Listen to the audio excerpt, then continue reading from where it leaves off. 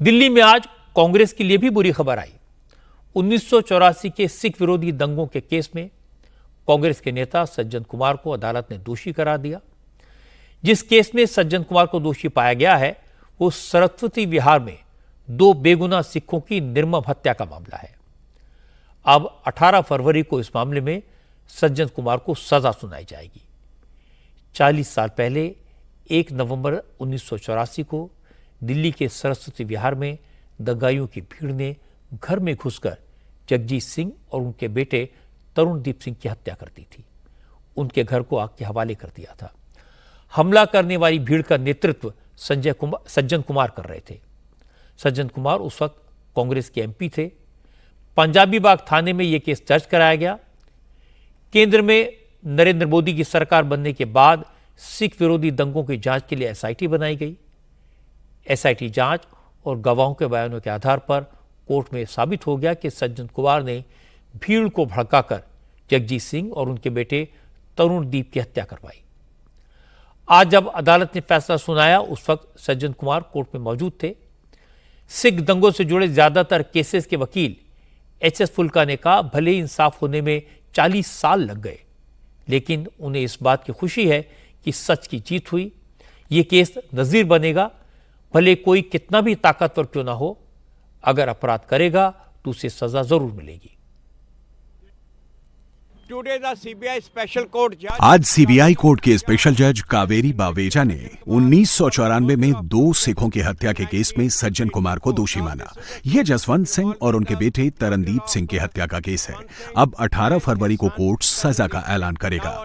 इतने साल बाद हालांकि इंसाफ का कोई मतलब नहीं रह जाता, लेकिन इसका मतलब ये नहीं है कि दोषी आजाद घूमे। उनको सजा मिलनी चाहिए और इससे देश के लोगों में ये संदेश भी जाएगा कि अगर आप सत्ता में हैं तो ये मत सोचें कि इतना जघन्य अपराध करके आप बच जाएंगे।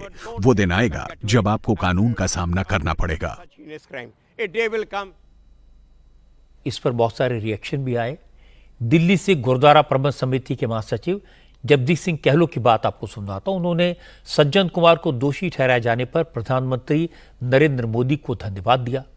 कहलो ने कहा कि दंगों के शिकार ज्यादातर परिवार इंसाफ की आस छोड़ चुके थे, लेकिन नरेंद्र मोदी ने एसआईटी से जांच कराई और अब इंसाफ मिल रहा है। उन्हें भरोसा है कि सज्जन कुमार की तरह दूसरे आरोपियों को भी जल्दी ही सजा मिलेगी। जो शरेआम जो सिखों का 40 साल पहले कत्लेआम किया, जिसको लीड कर रहा था सज्जन कुमार 40 साल से इंसाफ मांग रहे थे और ये कहीं ना कहीं वो जो जख्म है उनके ऊपर मलहम लगाने का काम जो आज होगा, ये इसके लिए मैं जज साहब का, कोर्ट का धन्यवाद करता हूँ। देश के प्रधानमंत्री, गृह मंत्री जी श्री नरेंद्र मोदी जी, अमित शाह जी का धन्यवाद करता हूँ कि जिन्होंने जब ये कांग्रेस की सरकार गई और भाजपा की सरकार आई, मोदी साहब प्रधानमंत्री बने, उन्होंने एसआईटी बनाई और ये जो केस थे जो क्लोज कर दिए गए थे, जो अनट्रेस कर दिए गए थे, उनके ऊपर दोबारा जो इनकी री इन्वेस्टिगेशन हुई और उस री इन्वेस्टिगेशन में ये जो आज जो कन्विक्शन हुई है ये उसी का नतीजा है। और सिखों के साथ जो जुल्म हुआ था 40 साल पहले, जो शरेआम कत्लेआम बलात्कार लूटिंग की गई थी, आज उसका कहीं ना कहीं इंसाफ की झलक जो है नज़र आ रही है।